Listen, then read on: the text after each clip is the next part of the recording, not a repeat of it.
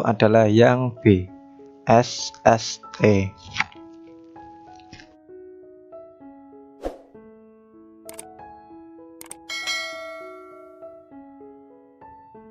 Assalamualaikum warahmatullahi wabarakatuh. Oke kawan-kawan, pada kesempatan kali ini kita akan membahas tentang SKP Tenaga Kesehatan CPNS 2020. Yuk kita belajar bersama. Mari. Oke, langsung saja ke soal yang pertama. Sampai saat ini praktek aborsi masih terus berlangsung, baik yang legal maupun ilegal. Menurut Azrul Aswar, sumbangan aborsi ilegal di Indonesia mencapai kurang lebih 50% angka kematian ibu atau AKI. Faktor yang bukan penyebab terjadinya aborsi yaitu A. Faktor ekonomi, B. Faktor psikologis, C. Faktor paksaan, D. Faktor penyakit ibu, atau E. Faktor usia. Faktor yang bukan penyebab terjadinya aborsi adalah, oke, kita ke pembahasan. Faktor penyebab terjadinya aborsi yaitu yang pertama faktor ekonomi, faktor psikologis, kemudian faktor penyakit ibu, dan faktor usia. Jadi yang bukan merupakan faktor penyebab terjadinya aborsi adalah yang C, faktor paksaan. Oke, kita lanjut soal nomor 2. Adanya pendarahan dari dalam rahim, di mana karena sesuatu sebab dan kehamilan keluar dari rahim merupakan aborsi.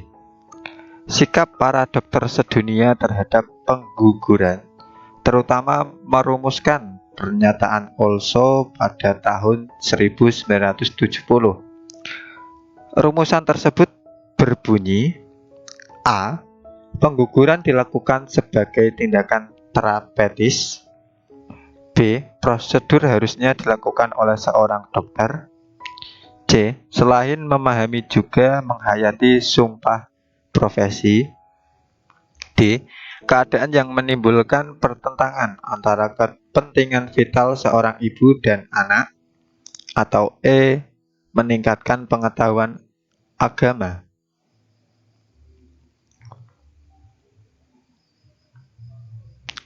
Oke, kita ke pembahasan. Jawaban yang tepat adalah yang D, keadaan yang menimbulkan pertentangan antara kepentingan vital seorang ibu dan anak.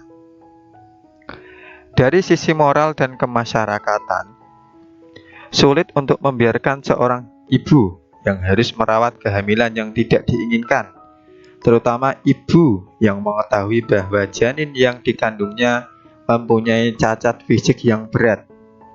Anak yang dilahirkan dalam kondisi dan lingkungan seperti ini nantinya kemungkinan besar akan tersingkir dari kehidupan sosial dan kemasyarakatan yang normal, kurang mendapat perlindungan dan kasih sayang yang seharusnya didapatkan oleh anak tersebut yang tumbuh dan besar dalam lingkungan yang wajar, dan tidak tertutup kemungkinan akan menjadi sampah masyarakat.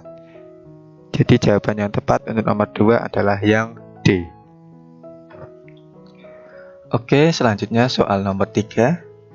Pada hukum aborsi, barang siapa dengan sengaja mengobati seorang wanita atau menyuruh supaya diobati, atau dengan timbul harapan pengobatan itu hamilnya dapat digugurkan, akan diancam dengan pidana penjara selama A. 2 tahun, B. 3 tahun, C. 4 tahun, D. 5 tahun, atau E. 6 tahun.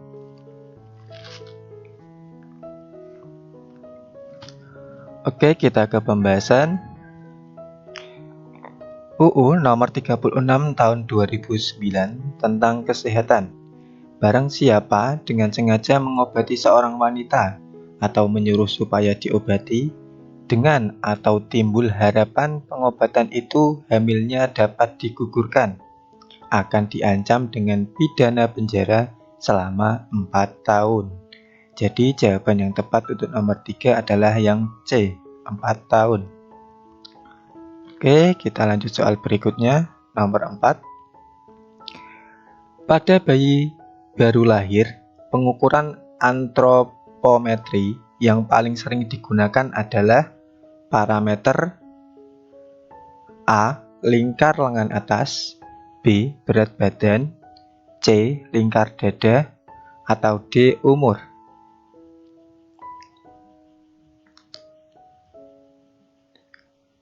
Oke, kita ke pembahasan.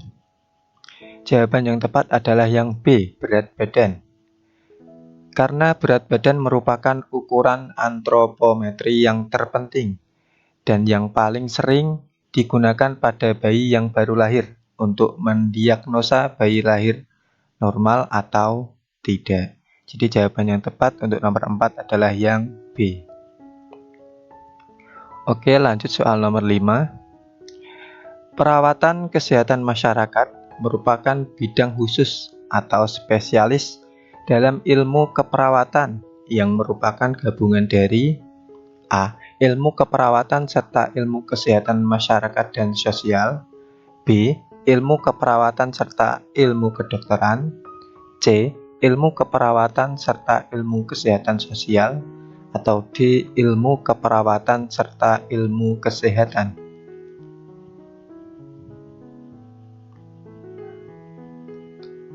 Oke, kita ke pembahasan. Jawaban yang tepat adalah A. Ilmu keperawatan serta ilmu kesehatan masyarakat dan sosial. Perawatan kesehatan masyarakat merupakan bidang khusus atau spesialis dalam ilmu keperawatan yang merupakan gabungan dari ilmu keperawatan serta ilmu kesehatan masyarakat dan sosial. Jadi jawaban yang tepat untuk nomor 5 adalah yang A. Oke, selanjutnya soal nomor 6. Kebutuhan dasar manusia menurut Maslow yang kemudian dikembangkan oleh Richard A. Hollis menjabarkan kebutuhan manusia sebagai berikut. Kecuali A. Kebutuhan fisiologis, B. Kebutuhan rasa aman dan keselamatan, C. Kebutuhan dicintai, mencintai, dan dimiliki, atau D. Kebutuhan kesehatan.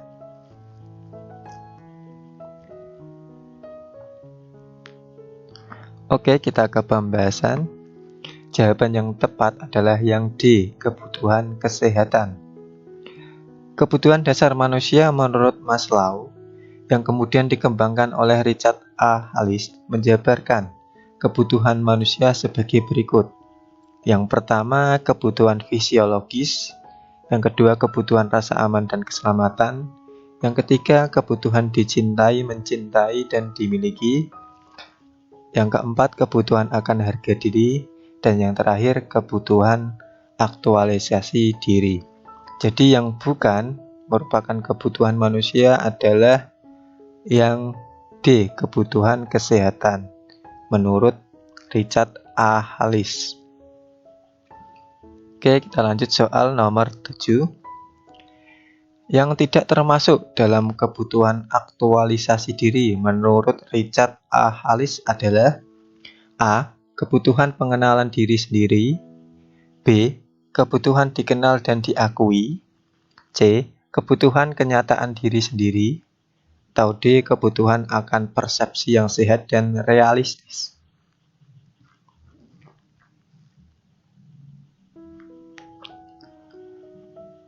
Oke, kita ke pembahasan.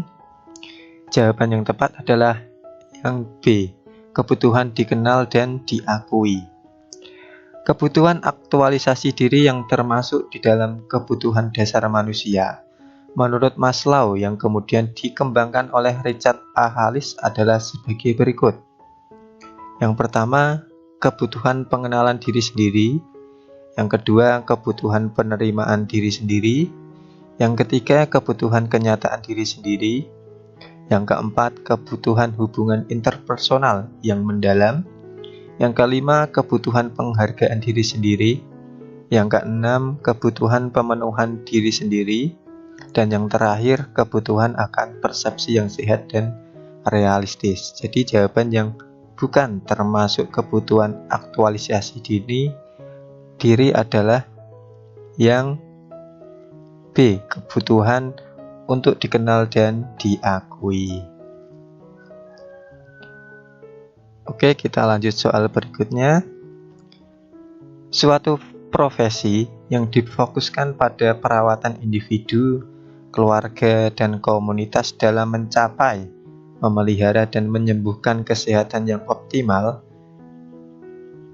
dan berfungsi dinamakan A. Dokter, B. Dukun, C. Perawat, atau D. Mantri.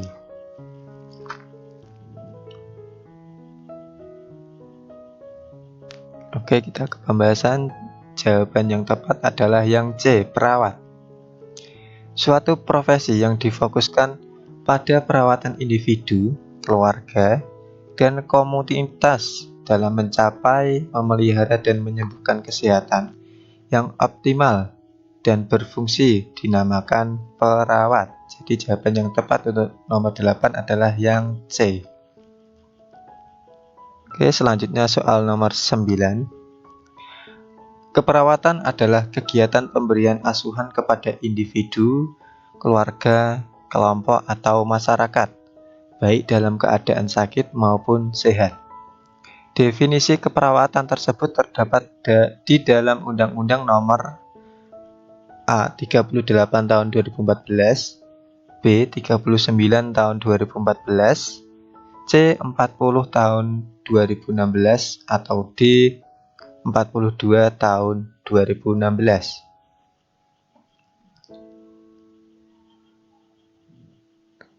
Oke, kita ke pembahasan. Jawaban yang tepat adalah yang A. 38 tahun 2014. Keperawatan adalah kegiatan pemberian asuhan kepada individu, keluarga, kelompok, atau masyarakat, baik dalam keadaan sakit maupun sehat. Definisi keperawatan tersebut terdapat di dalam Undang-Undang Nomor 38 Tahun 2014. Oke, lanjut soal nomor 10. Pendidikan vokasi yang ditempuh dalam waktu 4 tahun bagi seorang perawat akan mendapatkan gelar A. AMD-Kep, B. SST, C. S-Kep, atau D. NS.